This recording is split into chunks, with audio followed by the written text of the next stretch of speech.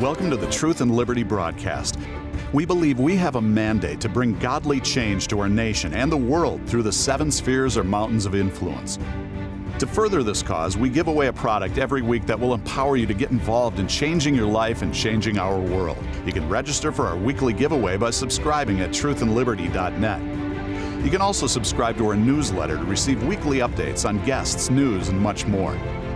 This is an interactive live cast, and we welcome your questions. To ask a question during the live cast, use the comment or chat features. Now get ready to dive into this week's topics with our hosts on location in Colorado, USA.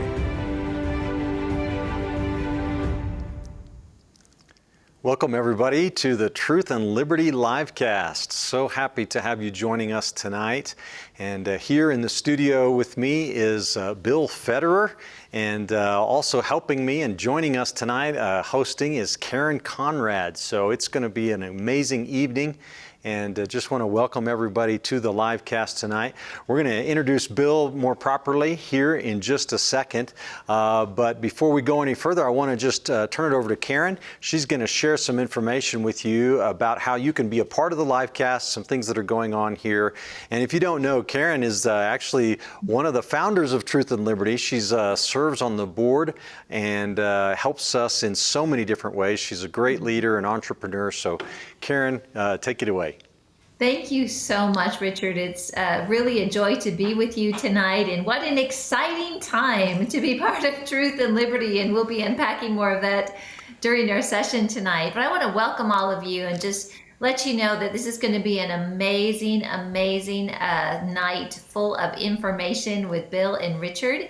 And I want to welcome you. If you are watching on Facebook, we are so pleased for that. And I want to encourage you to go ahead and tune in on truthandliberty.net. That is your best viewing experience.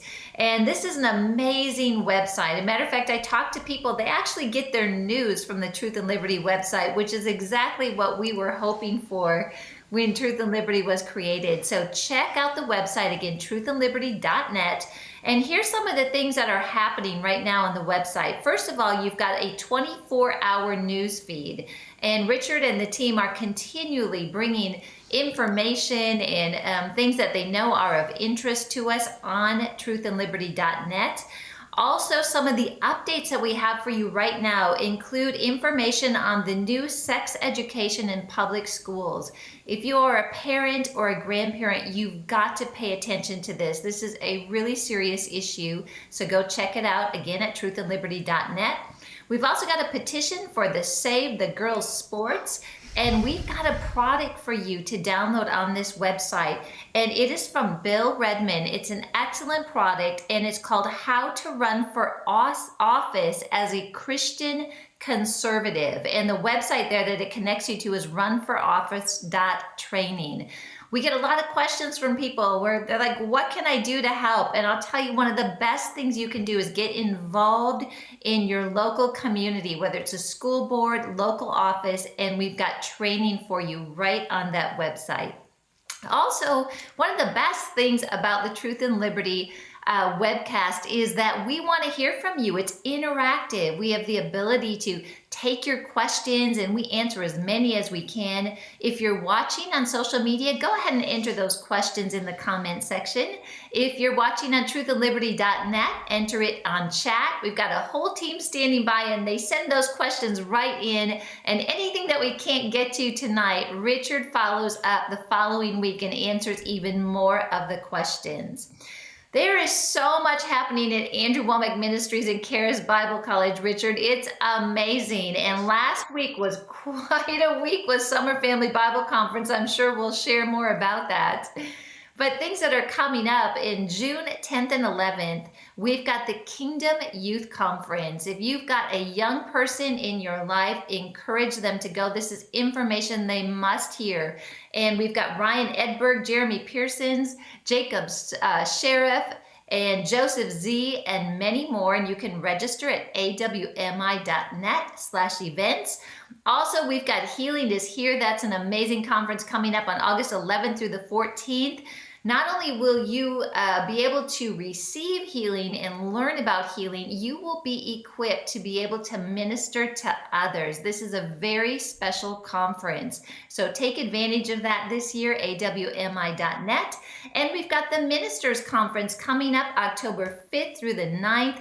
What a lineup. We've got Andrew Womack, Greg Moore, Pastor Bob Yandian, Dwayne Sheriff, Barry Bennett, Carrie Pickett, and more. So much happening at Andrew Womack Ministries and Charis Bible College.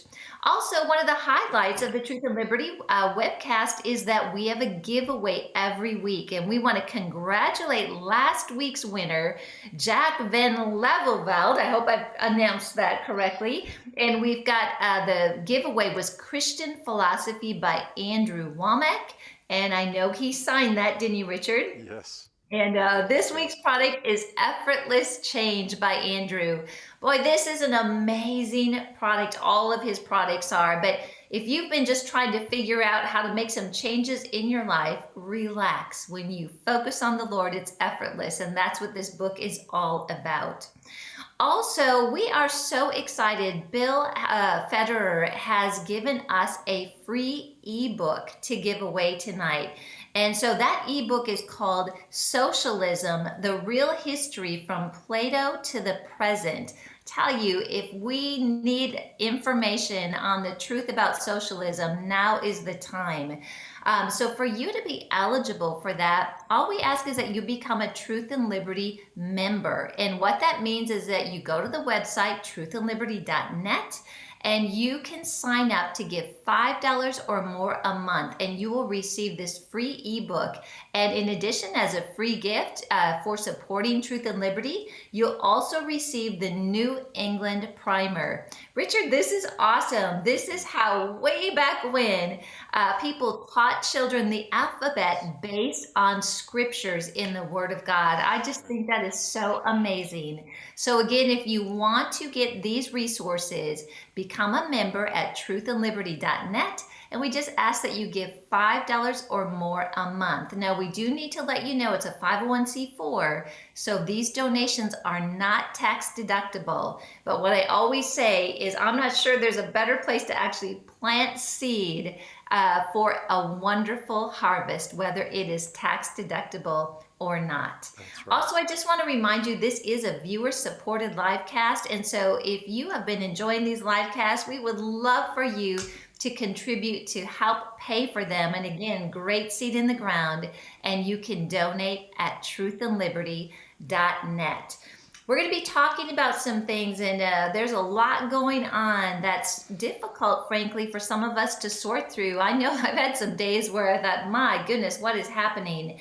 And Andrew has got prayer ministers standing by. So if you've got questions on anything about the ministry, or if you just need some prayer and some support at this time, call 719-635-1111, and you'll be connected to an amazing prayer minister.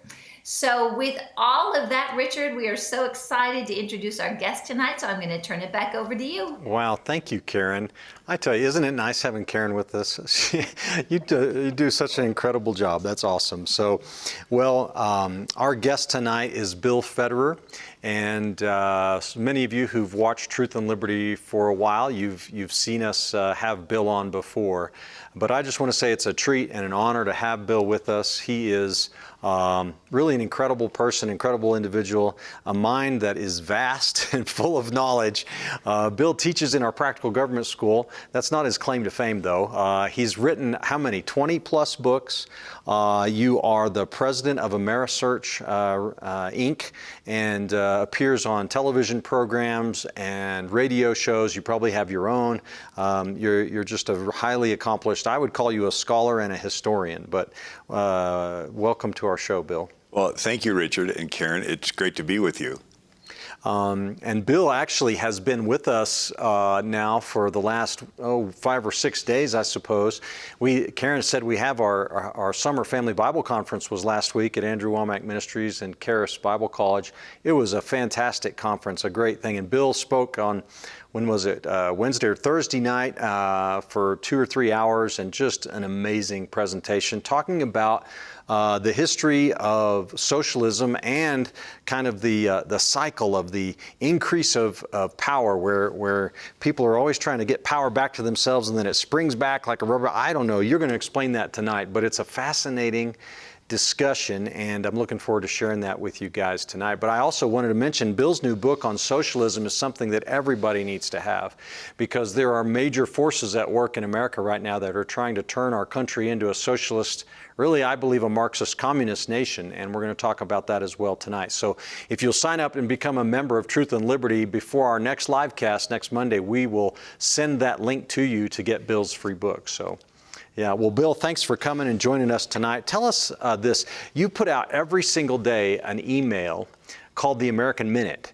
And these emails have this condensed history of the world in them on various subjects and topics. And I tell you, it's an incredible resource. How do people get a hold of that? Well, thanks, Richard. It's AmericanMinute.com. AmericanMinute.com. And the one today was on the history of a brand new political party in 1854 to stop slavery. And it was called the Republican Party. And so I go through the whole history about how the Southern Democrats had pushed through the fugitive slave law. And if the slaves escaped to the North, they passed this federal law that says you have to snitch on your neighbors. And if not, you're a federal criminal. So 5,000 people in Wisconsin went to the jail to free a black man named Joshua Glover. And after that, these same people went to Ripon, Wisconsin, and founded the Republican Party.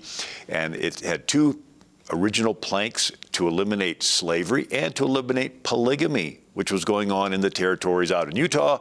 And in other words, it took a stand for tradition, nuclear family, right? So one husband, one wife, and then the kids. And that's still under assault today.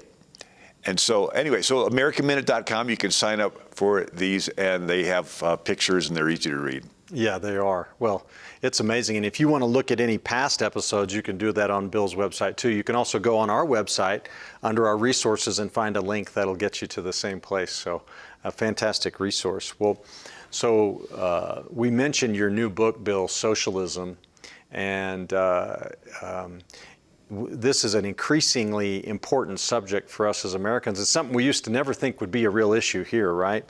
But can you just share a little bit with our audience, when we say socialism, what is that? What are we talking about? Right, so all history of socialism goes back to Plato, Athens, 380 BC, and he said that democracy won't last because it's based on virtue. And if you give people a choice of giving up their life or giving up their virtue, they'll always give up their virtue to save their life anyway.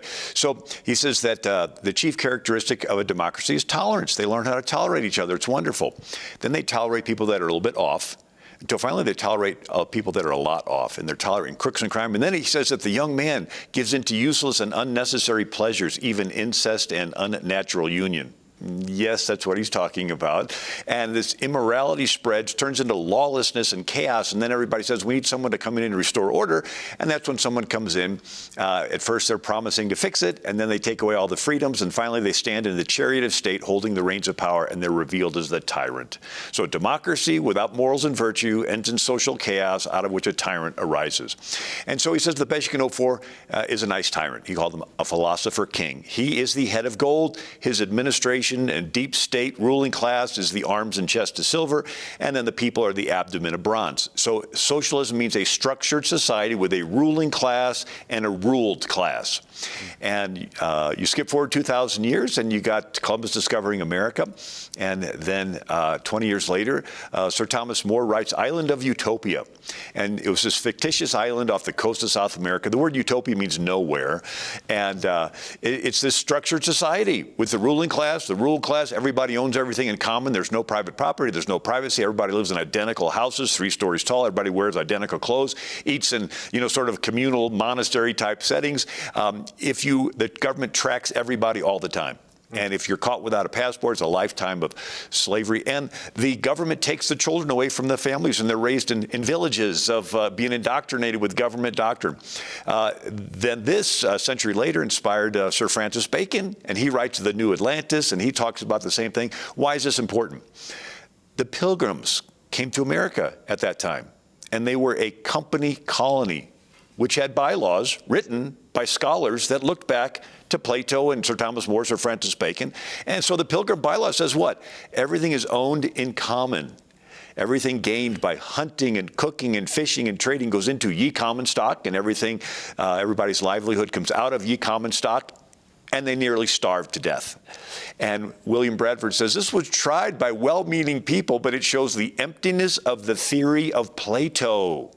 Applauded recently by scholars that the taking away of property and owning it in communal would make everyone happy, as if they were wiser than God. And so he said that the young men objected to doing twice as much work as an older man, but not getting any more. He says that the older men objected to being classified in labor with the young men, considered it a type of disrespect. And he says the women objected to having to wash other men's clothes. And many husbands would not allow it. And so he said, after much discussion, we came up with a plan that every family would be allotted their own plot of land.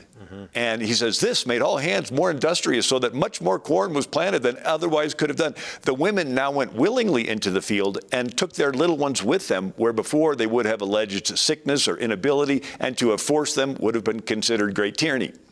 So here, the Pilgrims tried socialism. They tried the theory of Plato. So Plato, Sir Thomas More, Sir Francis Bacon, that was all theoretical. The Pilgrims actually tried to live this thing out, and it failed. And so they scrapped it and says, look, you got your own plot of land, whatever grows is yours, and we'll figure out how to pay our debtors back later. Yeah, and we know the rest of the story, right? The Pilgrims did make it and survive, but what about in the modern era?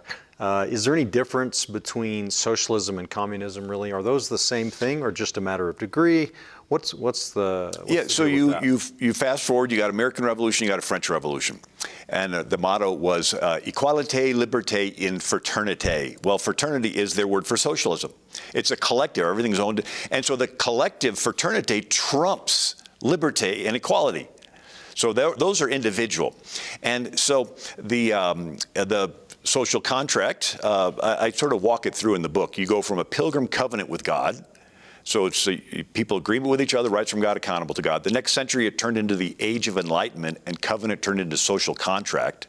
And it's just people in agreement with each other, rights from the group, accountable to the group. In the next century, it turns into social contract with no God, with the French Revolution. The next century, it turns into socialism, where the state is God. And so you have people like Rousseau writing in the social contract, if the state says to a citizen, it is expedient for the state that you should die, that citizen ought to die, because his life is a gift made conditionally by the state. Wow. And Hegel, so Napoleon, after the French Revolution, Napoleon conquers Europe. The king of Prussia, a German kingdom, says we can't let that happen. Again, we need to strengthen the state. His philosopher is a guy named Hegel. And Hegel says the state is God walking on earth. The state is our mortal God. All the worth that a human being has, he has only in relation to the state. And so who went to the University of Berlin and was taught by Hegel but Karl Marx? Karl Marx, okay. And so this is all of Marxism. It's the state is God. And when we say Marxism, Karl Marx was the kind of the founder, if you will, or intellectual father of communism. Is that right? fair? So Marx says that socialism is a transition phase between capitalism and communism. So, and Lenin said the same thing. So the goal is communism. The road to get there is socialism. So socialism is like communism light. Well, like the Nazis, for example, the National Socialist, right? Whatever party, and then Workers' Party. Workers' Party, and then in Russia, it became the National Soviet Socialist Republic. So socialism and communism are, what are they? How would you characterize that? A transition, or are they essentially just communism light? What is socialism? Right, yeah. So it's the, there's no God. And so you get your rights from the state, you're accountable to the state. There's a great quote from Eisenhower. He says, in some countries, the state claims to be the author of human rights. If the state gives rights, it can and inevitably will take away those rights. Yeah, that's right. And now, one of the things interesting about Hegel is he basically took Machiavelli. So it's this concept, 500 years ago, Italy was a bunch of city-states that fought. And Machiavelli thought if one prince could control all of them, it would stop the infighting. So his end was good. And so Machiavelli says the end justifies the means. And so if a prince wants to conquer a city in his quest to unify Italy, the city would hate him. But if the prince pays criminals to kill cows, burn barns, and create crisis and terror, the people will cry out for help. The prince will come in and kill the very criminals he bribed. Nobody will know the better for it, and everyone will praise the prince as a hero. So it's good marketing. You create the need and fill it. You go around the back of the house, set it on fire. You go around the front of the house and sell them a fire extinguisher. They'll pay anything for it and thank you for being there. So it's called Machiavellianism, where you create or capitalize on a crisis to consolidate control. Gosh. More recently, it's worded, never let a good crisis go to waste. Well, just so everybody's clear, who said that? Rahm Emanuel, and then Hillary quoted it. Yeah. So socialism is where the government, or the state, if you will, controls all the property, controls the businesses, says who can do what, who can invest where. You don't even get to invest really, but controls, as Marx calls it, the means of production, which basically means a state-owned and controlled economy. Is that basically it? Yeah, so the government decides where you're going to live, what clothes you're going to wear, who you're going to marry, I mean, the different classes and so forth. It's all controlled. How much you get paid, how much goods and services cost, right? Yeah, and it takes away all motivation. There's a great quote from Gerald Ford. He says, they're pushing all these programs and want the government to give all these benefits. And he says, I stop and look them in the eye and say, don't you realize the government that's big enough to give you everything you want is big enough to take away everything you have? Now, Hegel, I mentioned him. He took the Machiavellian idea of creating a crisis, and he formalized it into a formula. And it's a triangle. One corner is a thesis, the opposite corner is an antithesis or antithesis, and the top corner is a synthesis. It sounds complicated, but it's not. You start off with a status quo, you create a problem that's real bad, then everybody's happy to settle for your answer, that's half as bad. Then that becomes the new thesis starting point. Then you create another problem that's real bad, and everybody's happy to settle for your answer. That's half as bad. You keep creating crisis, and after each one, people surrender a little more of their freedom until they move from the people ruling themselves bottom up back to a king or a dictator or a Kaiser or a Chairman Mao ruling from top down. Wow. It's this intentional creating of crises, and this is been perfected. So Karl Marx said, okay, how do you create an antithesis? You send in agitators, agent provocateurs, provoking agents, community organizers, labor organizers. Their job is to go into a country, identify people groups that have grievances. And the more legitimate the grievance, the better. And they would organize the blacks against the whites, the Muslims against the Christians, the Catholics against even the Hutus against the Tutsis in the Congo and Rwanda. They really don't care who the two sides are, and they really don't care what the issues are, whether it's racism or class structure, financial. They just want to create a destabilizing crisis that causes everyone to panic. And they knee-jerk reactions, surrender their freedoms to some 45 countries fell to communism that way. Wow. And today we're going through a crisis, if you will, with the cries of racism and police brutality and this sort of thing. I don't want to get ahead of ourselves here, but this Marxist, so a classic Marxist communist strategy is to create a crisis, and then they fan the flames of that until things become unstable, and that's how they seize power. Is that what you're saying? Right. So we have the National Socialist Workers' Party, right, Hitler. So he's elected chancellor by one vote. And then he has a violent Antifa-type group called the Brown Shirts, or the Stormtroopers, because they would storm into the meetings of Hitler's opponents and shout down the speaker, disrupt the meeting. And then they would go in and cause protests and riots. And on Kristallnacht, the night of broken glass, they smashed windows all through the downtown area of the Jewish neighborhoods and set the shops on fire. Sound familiar? And then they would lock arms and block access to buildings and block access to streets. And then they set the Capitol on fire. Wow. The evidence points to that. And in the confusion, Hitler rounds up all of his political enemies and has them shot. And then everybody praises Hitler as restoring order. And what does Hitler do? He kills all of the brown shirts in the night of the long knives. And so now he's ruling without. Now this model is used after World War II. So you have Germany, France, England giving up their former colonies into brand new countries. And in a perfect world, that would be great, except the Soviet Union decided it wanted to get these countries and make them satellites of the Soviet Union. So they would send in KGB, who would find people with grievances. Maybe they've been racially discriminated against. Maybe they're on the low end of the economic spectrum. And after a world war, there's lots of people that are not happy. They would organize them to protest and then riot and then smash windows and set things on fire. And then they would threaten or bribe the media to blame the leader. And then they would nurture relationships with weak links in the military. And when the country got panicky enough, they would do a coup or a rigged election, and they would get rid of the old leader, put in the new, and everybody would be happy that the violence stopped. But then when the dust settled, they woke up to realizing that they're ruled by a totalitarian dictatorship. Wow. And so they did this in Romania, in Poland, in Hungary, in Syria. Now, Truman did nothing. He thought the United Nations would bring world peace. And so you had Eisenhower. So Iran begins to side with the Soviet Union, and they nationalize the oil. People say, what's that? Well, Winston Churchill changed the British Navy from coal to oil. And so in 1908, British makes a company called the Anglo-Iranian Oil Company. And they supply oil. Well, Mossadegh, now the leader of Iran, siding with the Soviet Union, he takes it away. Now Britain's without oil. So Britain goes to Eisenhower, and he approves the first CIA operation to overthrow a country. It's called Operation Ajax. And Secretary of State John Foster Dulles sends over Kermit Roosevelt Jr., the grandson of Teddy Roosevelt. And what does he do? He goes into Tehran, recruits the most feared mobsters, the gangsters, the criminals, the most radical imams, and they stage protests that escalate into riots that start attacking mosques and setting things on fire. They co-opt the media by bribes and threats to blame Mossadegh. They nurture relationships with weak links in the military, and when the public gets upset enough, they do a coup, and they put Mossadegh under house arrest, lock him away for the rest of his life till he died, and then they install the Shah, who loved America, because we put him in. And we did the same thing in Guatemala in 1954, the Congo in 1960, Dominican Republic, even Chile in 1973. Well, the KGB weren't sitting back.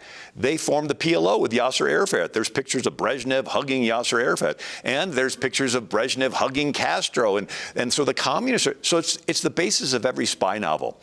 You go to a third world country and you run into the Russians, and then you run into the CIA, and what are they doing in assassination? And the only difference this time around is it's taking place on our own soil.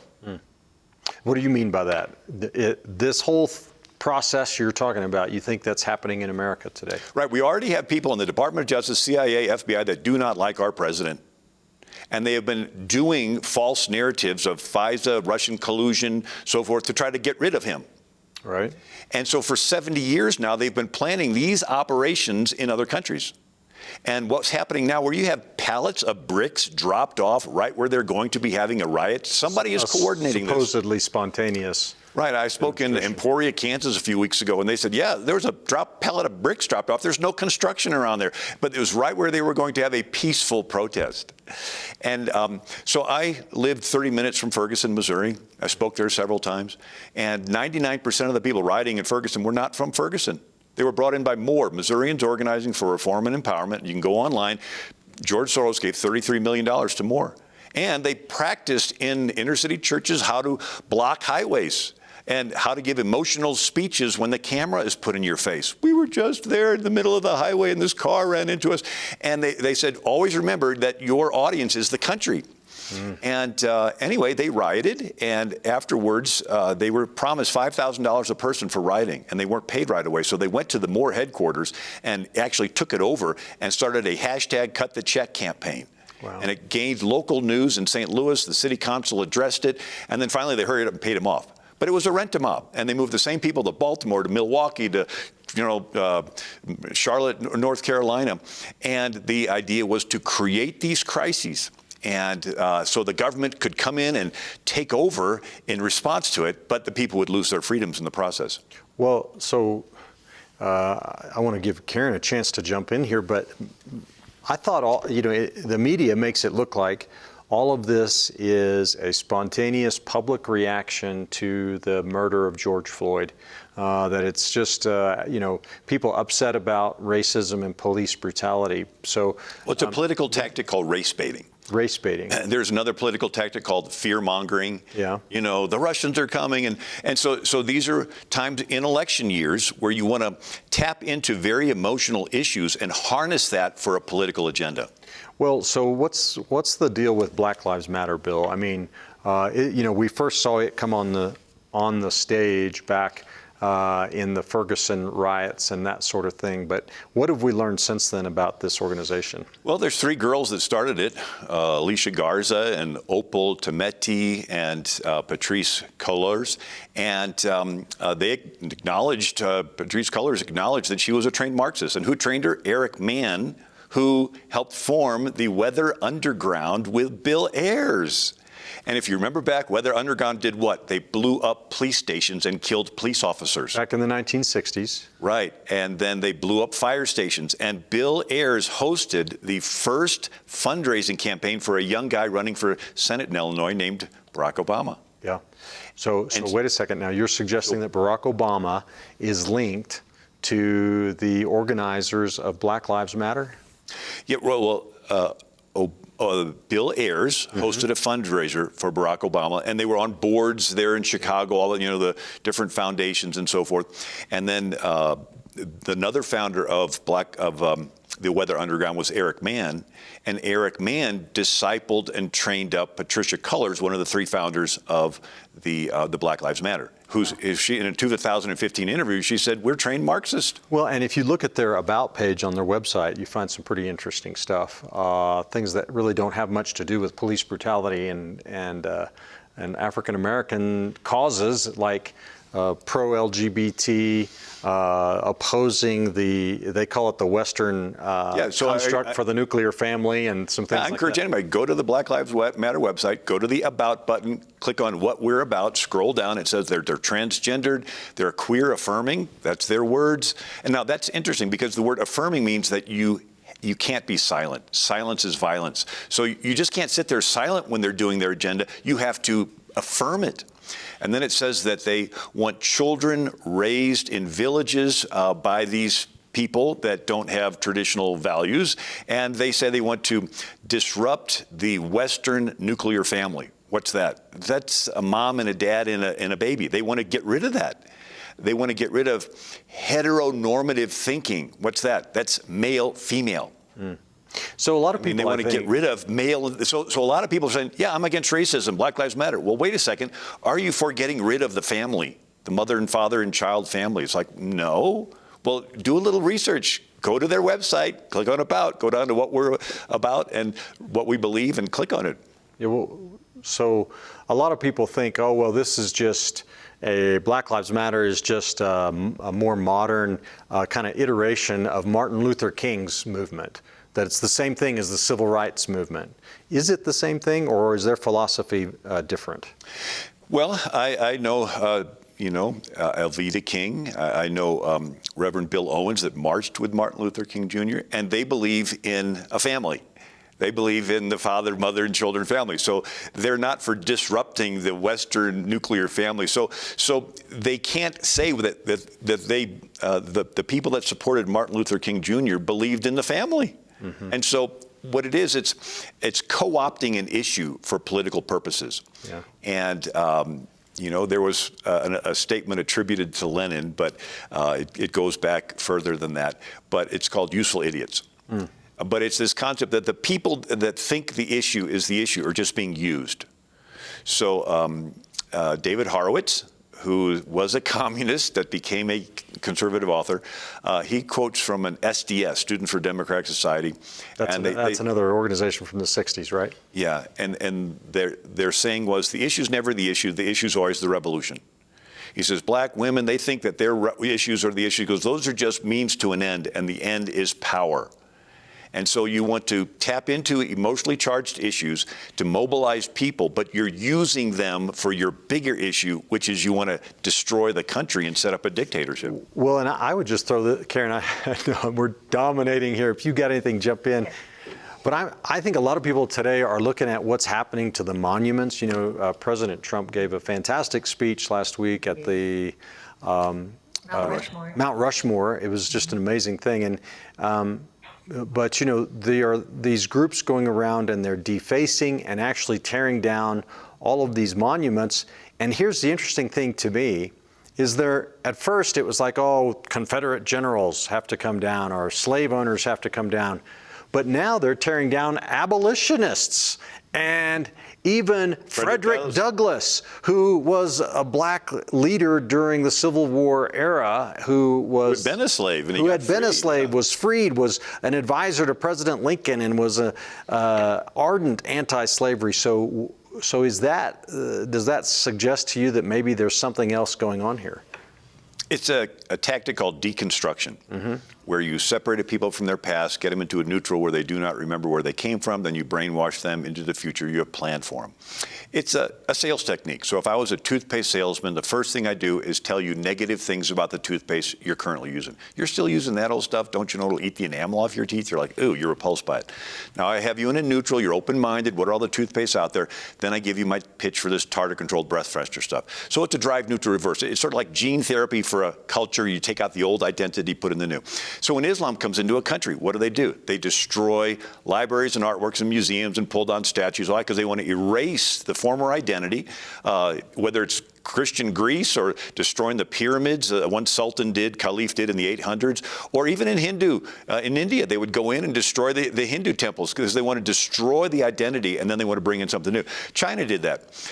In the Warring States period, there was this one guy that conquered, and his name was Qin Shi Huangdi. He started the Han Dynasty, which actually grew into being China.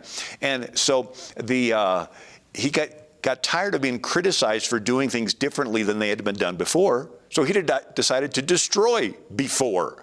And anyone caught with the classics of history would be burnt or tattooed or sent to build the Great Wall of China. And so Mao Zedong copied this. And so in the 1950s, he had what's called the Cultural Revolution, where he destroyed 5,000 years of culture. Why? Because he wanted everybody to embrace his new People's Republic of China. The French Revolution did this. They didn't want done in the year of the Lord, so they made 1792 the new year one. They didn't want a 7-day week because it went back to the Bible, so they came up with a 10-day week. They said 10 was the number of man. You count with 10 fingers and 10 toes, so they made everything divisible by 10. They called it the metric system. They turned churches into temples of reason. They put prostitutes in Notre Dame Cathedral. They tore down statues of good King Henry IV, who was trying to patch up Protestants and Catholics. They dug up the bones of St. Genevieve.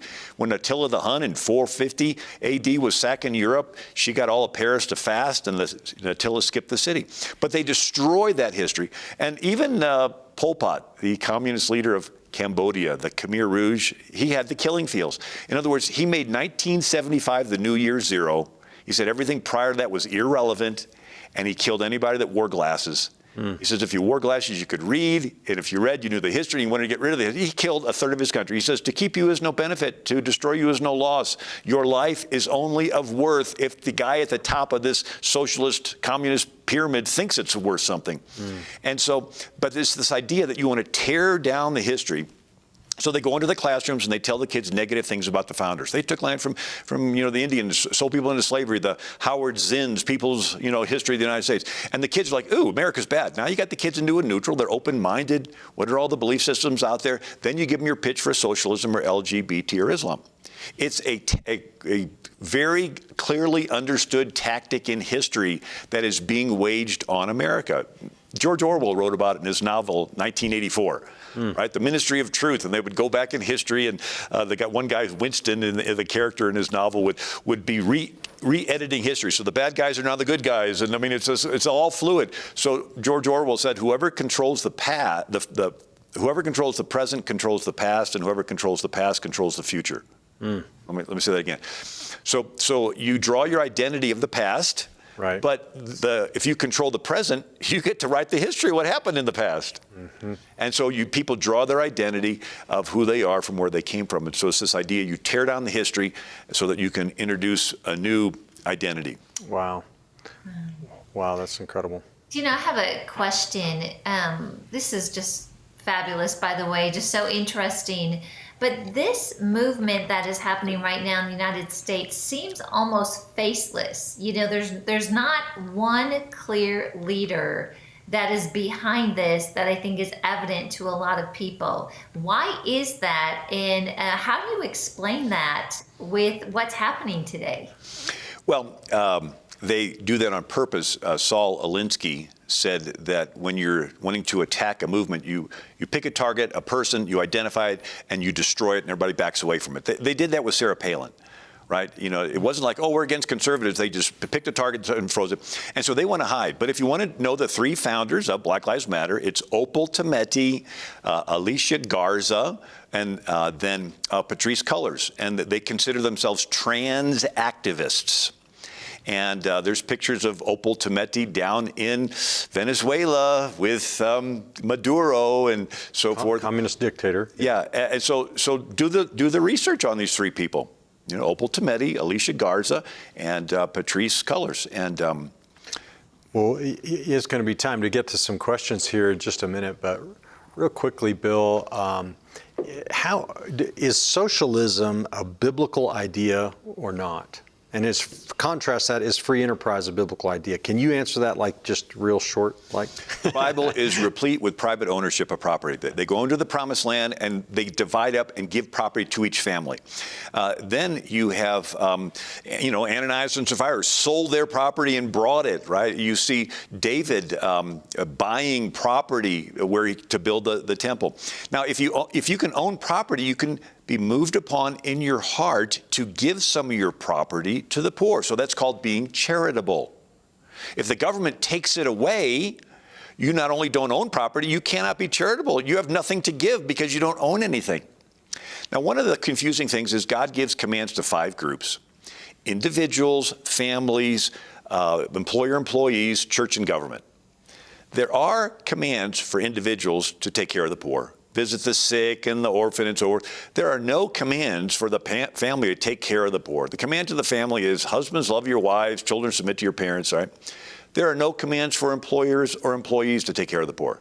Those commands are, do an honest day's work and don't hold back the wages. There are commands for the church to take care of the poor, and historically the church has. The church has started orphanages and medical clinics and fed the widows and the orphans and dug wells in villages. There are no commands for the government to take care of the poor.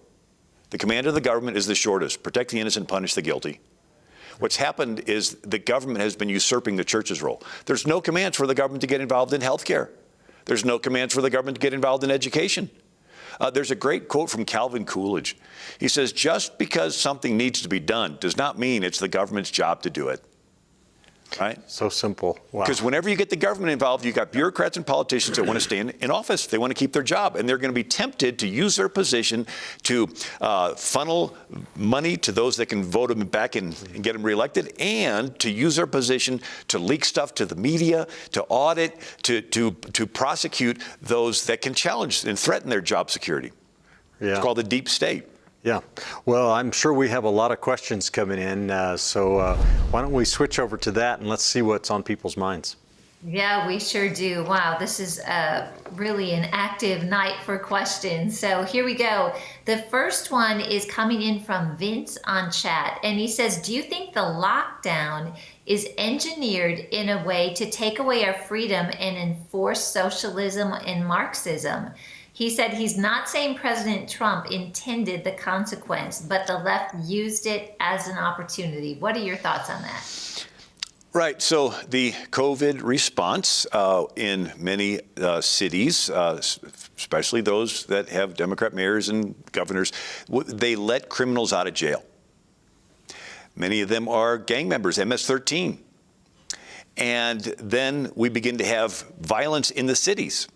And then some people feel unsafe and they move out. Well, who moves out? Maybe those with children, maybe those with families. Okay, pro-family people move out. And then the COVID response was to shut down businesses. There's been lots of MARS and SARS and swine flu and avian flu. We've had lots of flus with more people dying than this one. But the response this time is to shut down the businesses. And so the business owners have to go. They don't have a livelihood. And so you're losing pro-family and pro-business. And then what? Shut down churches. Well, that's where social conservatives organize and pro-life people. Okay, if they leave, who's left in the city? Well, maybe those that are dependent on government entitlements and benefits. Well, statistically, those belong to a particular political party. And the pro-family, pro-business, social conservatives belong to another political party. So in other words, crime goes up, Republicans leave, and the Democrats end up being the ones there who control city politics. And in presidential election years, whoever wins the city, the big city wins the state. Whoever wins the state gets all the electoral votes for the state, and the president is elected by electoral votes.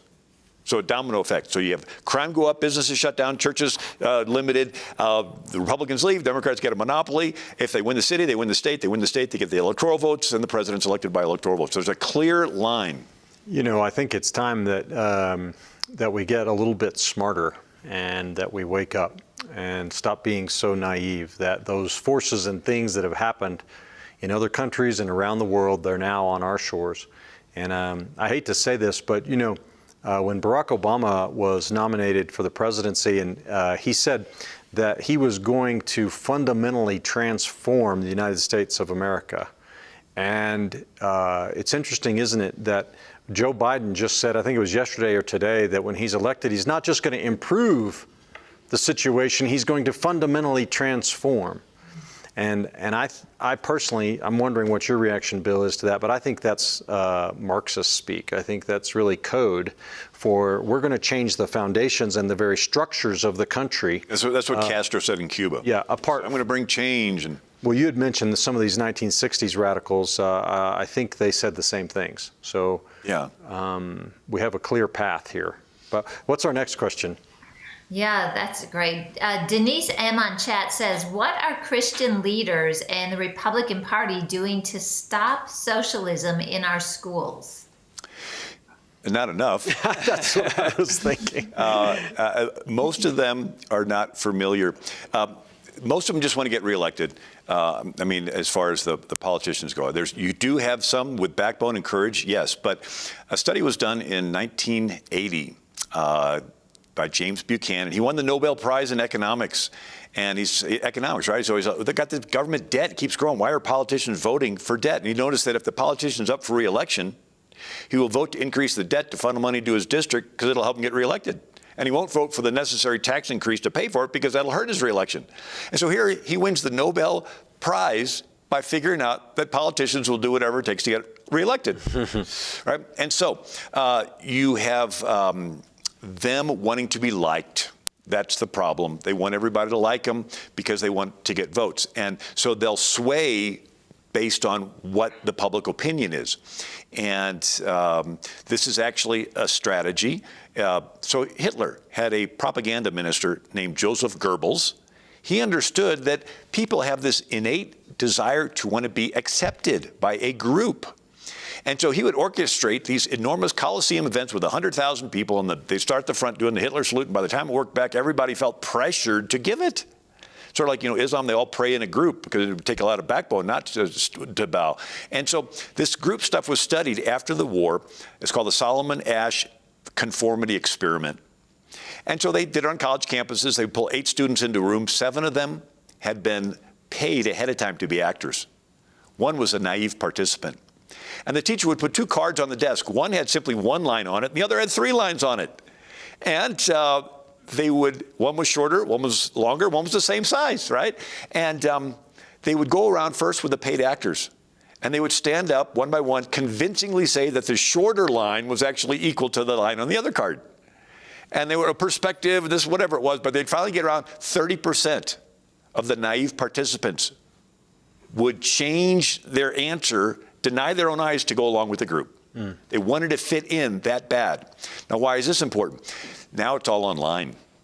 And everyone wants to be liked, and no one wants to be unfriended, and kids will commit suicide if they're cyberbullied by their online group. And so you have elections coming up, and you have committed Democrats, committed Republicans, and undecideds. And the undecided do Google searches, the #1 search engine in the world, and they'll put in a candidate's name, and they have algorithms that pull up all the negative articles on one candidate, all the positive articles on another candidate, and the undecided person wants to fit in with what everybody else is saying. So they create this thing that the person wants to fit in, and if they can sway just a percentage of the vote, many elections are won by small percentages. And so they use this generated public opinion to push a particular agenda. Wow. Well, so Bill, what can we do, right? I mean, what can be done today to reverse this trend towards socialism? Jesus calls us out of the group. He says, you have to love me more than being accepted by your mother, sister, brothers, or anybody else. So instead of fear of man, it's fear of God. And that gives you backbone. So when you have a relationship with God through Jesus, you don't have to bend to try to please a group. God told Jeremiah, do not be afraid of their faces or I'll shame you in front of them. And so the Bible is replete with stories of one person standing up to the group. And so that's what it's going to take, is to be able to say, I don't care if I'm accepted or not. This is right. This is not right.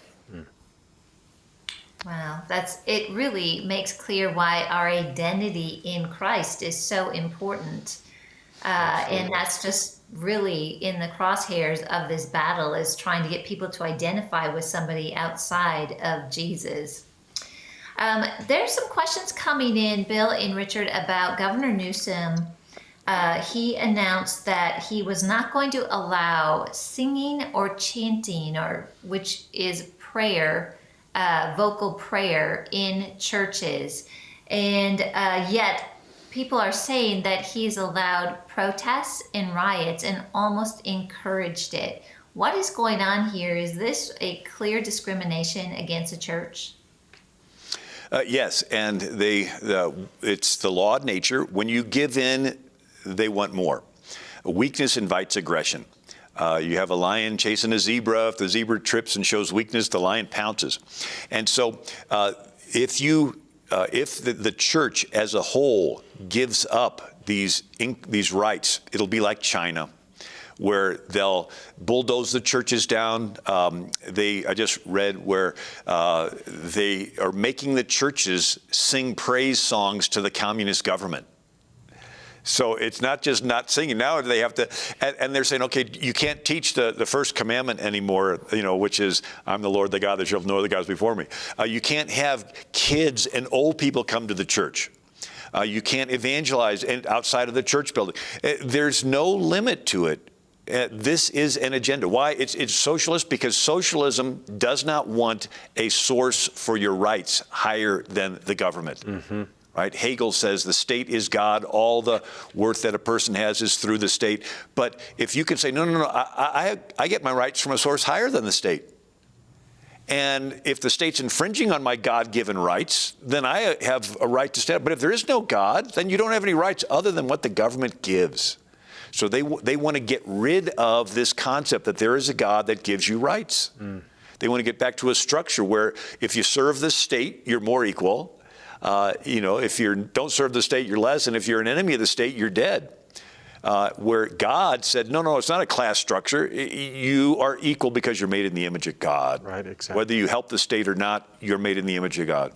Yeah, that's great. Wow, thank you. Okay, this is coming in from Gohan in chat. And Gohan says, how come we don't learn this history in schools today? When did it go away? It actually started in the 1800s, where you had Unitarians getting hired on at Harvard, and then they began to eradicate the Christian faith. But then it really picked up in the 1960s. Madalyn Murray O'Hair, they taught the Bible in public schools and prayed all the way up until 1962. Mm-hmm. And Bill Murray, Madalyn Murray O'Hair's son, who she tried to go to communist Russia, took a boat over to France. They said, you're nuts, we're not taking you. They come back to Maryland. She puts William J. Murray into the public school, and as she's walking through the hall, she sees him praying and reading the Bible, so she brings a lawsuit. All the atheists flood her with money, and it goes all the way up, and they pass the different Abington Township, whatever the cases were. Yeah, Engel v. Vitale. Engel v. Vitale, and so they outlaw prayer in school and reading. And now William J. Murray, ended up becoming a Christian.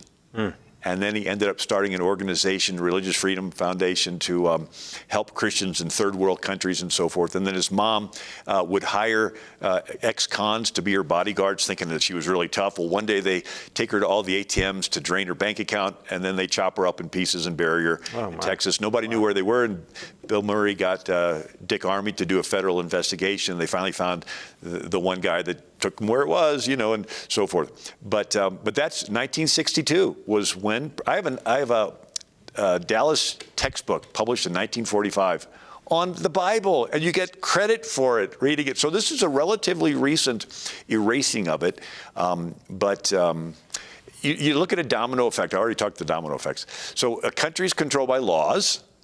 Laws are controlled by politicians. Politicians are controlled by voters. Voters are controlled by public opinion. And public opinion is controlled by education in the long run and media and the internet in the short run. So whoever controls education, media, and the internet controls the country. Right? Yeah. But Christians better not get into those fields because they're dirty, right? They might get polluted. And right, that's what we hear from so many pulpits today. You know, we just need to be good people and go to heaven. But meanwhile, our country's going to go the other direction.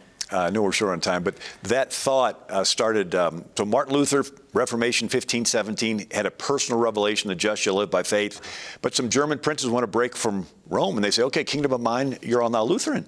And the people say, okay, we're Lutheran. What do we believe? And so for the people in these kingdoms, it was not the same personal revelation that Martin Luther had. So a revival movement starts called Pietism that says, look, being a Christian is more than just believing what the new doctrine that the king says to believe. You have to have a personal relationship with Jesus. And when you do, your life will change. And you'll no longer do worldly things like going to bars and brothels and lewd theater and get involved in government. Wait, what was that last thing? Yeah, government's filled full of worldly people. So if you're really Christian, you won't get involved in the world. And so it was all this me-focused, being holier, and it was abandonment. And there were actually German princes that donated money to the Pietists so they would teach their people not to get involved in the prince's business. Wow. And that allowed Hitler to take power. Yeah. Because the church in Germany said the two spheres, there's the government and the church. We're not going to get involved. So, okay, Hitler, you can take about. And it took millions of people giving their lives to stop this dictator that the church failed to do. Oh, I was just talking to my wife the other day about someone who was told when he was a young man, he wanted to be an actor, and this person told him, no, don't go into that. It's a dirty business. It's a sinful business. And, you know, it just pains you to hear that. He spent his whole life doing other things when he was made for that business. You can see it through and through, and he could have been such a light and such an influence. Well, Bill, we've got a minute and a half left. I don't know if we have time for another question or not, but it's been so good having you with us. What a resource you are. I just want to mention to people again that you can sign up to get Bill's weekly email at AmericanMinute.com. And, you know, if you don't have time to research all this stuff on your own, that act right there alone will make you, if you'll read that email every day, you'll get better informed than 99% of the people around you, right? So you can do that, and also be sure to sign up to become a member of the Truth and Liberty Coalition this week. If you haven't done that, you can do it on our website. Go on there to the donate page and fill out the form for being a member, and we'll send you a free copy of Bill's book in e-version on socialism. So it's been great having you with us, Bill. Karen, thanks for hosting. I want to thank everybody for watching, and be sure to tune in next week at 6 p.m. Mountain Time, 8 p.m. Eastern Time. Karen, I think you're going to be our guest next week. Is that right? So next week or the week after, we're going between the 2 weeks. Okay, well, it's going to be fantastic. Karen is an entrepreneur and a business leader and a leader in the church and all kinds of things. So it's going to be a fantastic live cast there as well. And Andrew Womack will be back next week, so be sure to tune in. It's going to be fantastic. So once again, folks, thanks for watching tonight. Be sure to check out our resources page on truthandliberty.net. And God bless you all, and we'll see you again next week. Join us next time for the Truth and Liberty broadcast. Find tonight's episode and related articles and links at truthandliberty.net. Truth and Liberty is viewer supported. If you'd like to help us continue our live casts, you can make a donation at truthandliberty.net.